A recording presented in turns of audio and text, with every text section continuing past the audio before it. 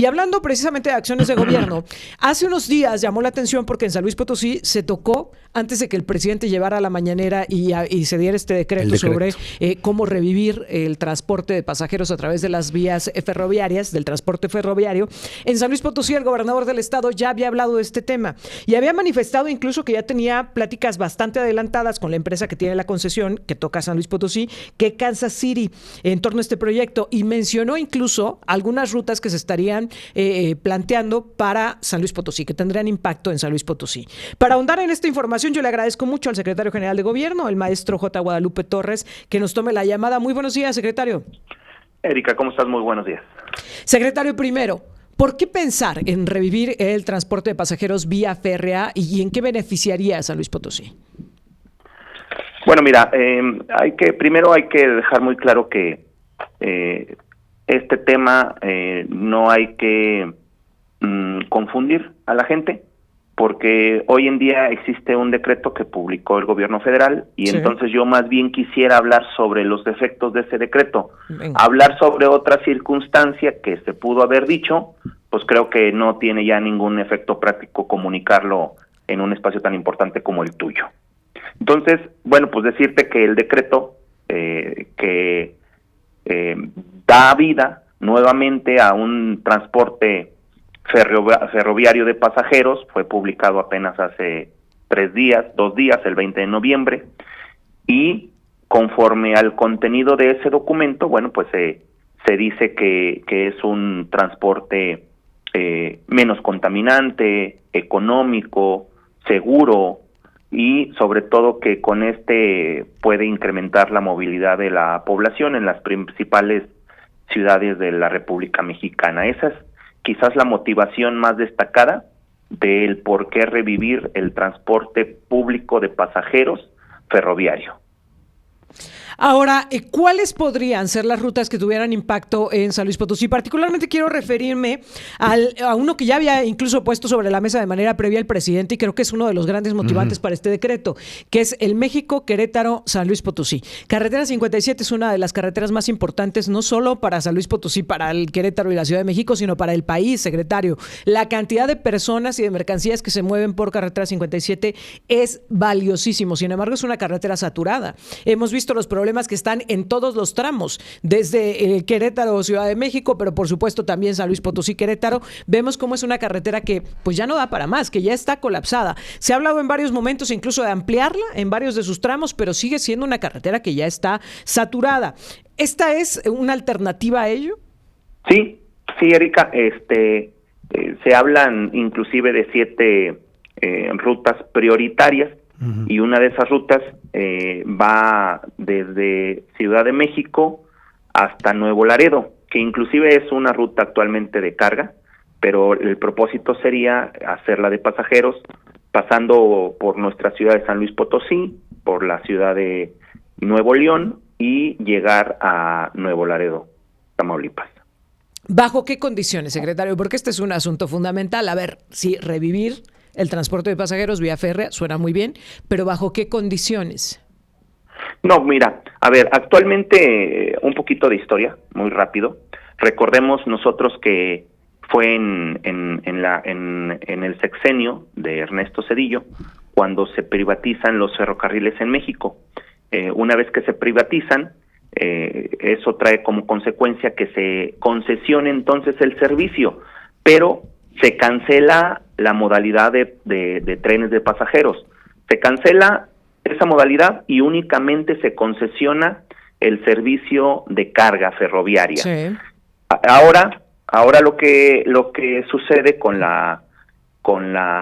el nacimiento de este decreto, que fue publicado el 20 de noviembre, pues entonces se tiene que se declara como un área prioritaria para el desarrollo del país, la prestación de este servicio público, que se respetan esas concesiones existentes, como la que mencionaste al principio de Kansas City, que es una empresa ferroviaria, quizás con mayor presencia en México. Sí. Y se le está emplazando a estas concesionarias, como la que te acabo de mencionar, se les emplaza a través del propio decreto, con eso ellos están emplazados, es decir, están notificados que tendrán hasta el 15 de enero del 2024 para que puedan presentar propuestas viables en inversión, en construcción y en modernización de vías para que puedan otorgar el servicio público de pasajeros. Si ellos no lo hacen, es decir, los que actualmente ya son concesionarios de carga, si no hacen al 15 de enero esta propuesta que te comento, bueno, entonces existe la posibilidad de que el gobierno federal haga dos cosas. Uno, que operen este servicio público de pasajeros ferroviario a través de la Secretaría de la Defensa Nacional o la Secretaría de Marina, que recordemos, Erika, que ya operan las rutas como, bueno, que ya operan o que van a operar el Tren Maya en el sureste y también el tren del Istmo de Tehuantepec. Esa es una opción. Y la otra opción es que cualquier particular, ya sea persona física o moral, presente propuestas para que puedan ellos también prestar este servicio público de pasajeros. Esas serían las dos rutas, si es que los actuales concesionarios de carga no muestran interés en quererse incorporar este servicio. Y lo han mostrado hasta ahora, y quiero referir esa declaración previa del gobernador, donde decía que ya estaban en pláticas con la empresa. ¿Han mostrado interés?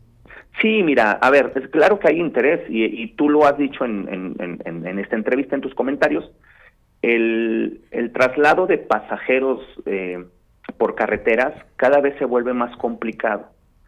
Basta que tú salgas de San Luis a Querétaro y bueno, pues antes decías, todo el mundo decíamos, pues hacíamos 2 horas, ¿no? A tiempo normal. 1 hora 40, claro. 1 hora 40, 2 horas máximo, decía 1 hora 40 o 2 horas con tráfico.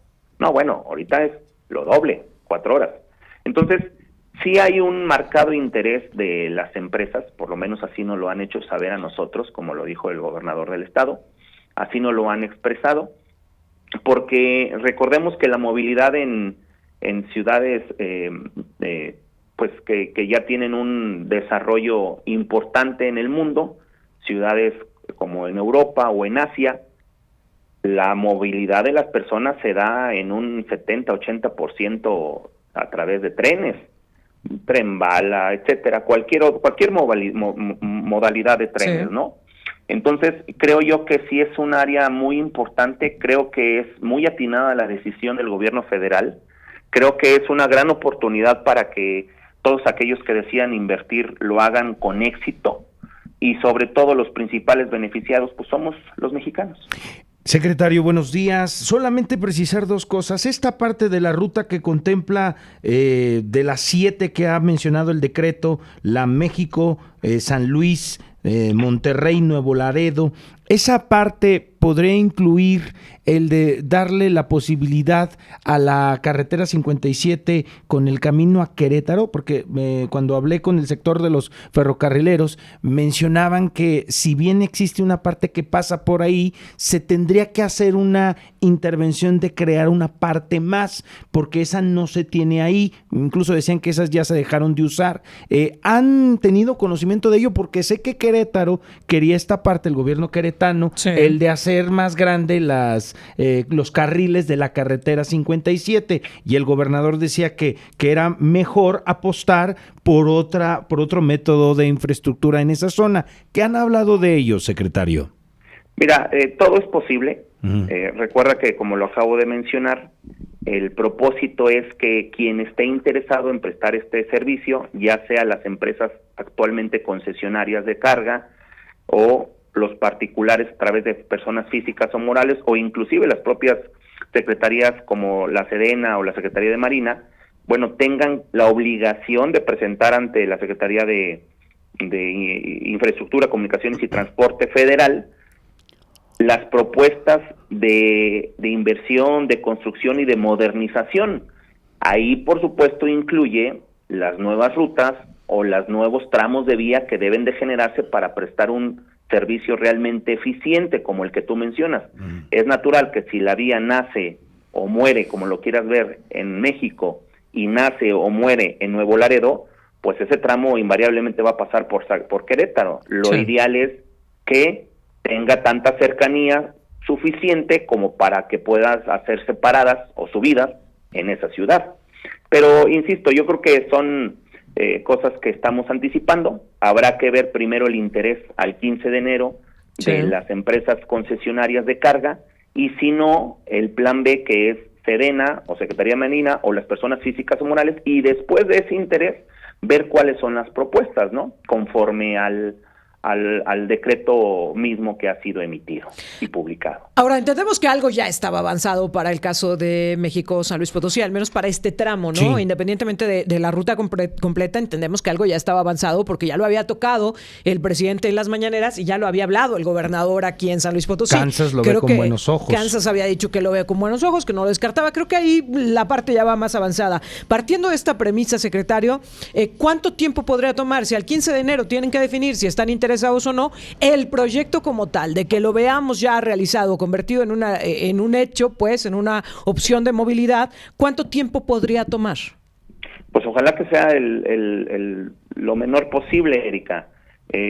Habrá que tomar en cuenta muchas cosas, tanto de papeleo, valga la expresión, como material, es decir, como la construcción o adecuación de las vías férreas para que se pueda prestar un servicio seguro para los pasajeros.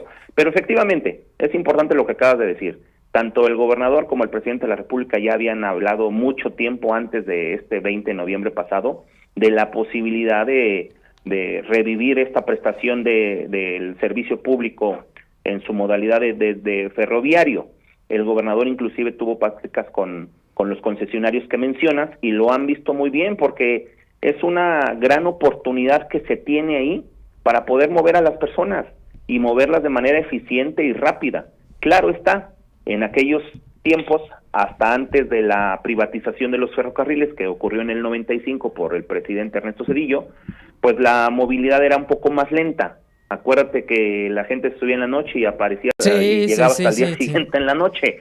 Ahora la tecnología, el uso de las nuevas tecnologías, bueno, pues facilita y seguramente vamos a tener más rapidez en el traslado de pasajeros de un lugar a otro. Entonces, creo yo que por donde le queramos ver es una gran decisión, es una idea que el gobernador inclusive anticipó antes del 20 de noviembre, y bueno, mira, pues hoy se ve cristalizado y qué bueno. La verdad que estas decisiones dejan cosas buenas a los mexicanos. Secretario, te voy a pedir que no demos por terminada esta charla, sino que podamos estar platicando conforme se vayan definiendo las cosas, tanto de quién va a ser el operador pues del servicio, como los tiempos en los que se va a estar concretando este proyecto, y además entiendo también, pues vendrá un cálculo económico, ¿no? De qué podría representar, no solo para la ruta completa, sino particularmente para San Luis Potosí. Así que te voy a pedir que podamos estar en comunicación. Claro que sí. Mira, nada más puntualizando, quienes van a regular, quienes van a implementar esta nueva estrategia de movilidad, pues va a ser una agencia que va a regularizar el transporte ferroviario y, por supuesto, la ya existente Secretaría de Infraestructura, Comunicaciones y Transportes, Erika. Pero bueno, sí da para mucho, es un tema, la verdad, bastante importante que los potosinos deben de estar muy atentos, pero sobre todo bien informados. Claro, y este impacto, insisto, que podría tener en San Luis Potosí. Gracias, secretario, muy buenos días. Con gusto, hasta luego, que tengan un estupendo día, gracias. El maestro J. Guadalupe Torres Sánchez, secretario general de Gobierno, platicando con nosotros. Vamos a una pausa. Altavox.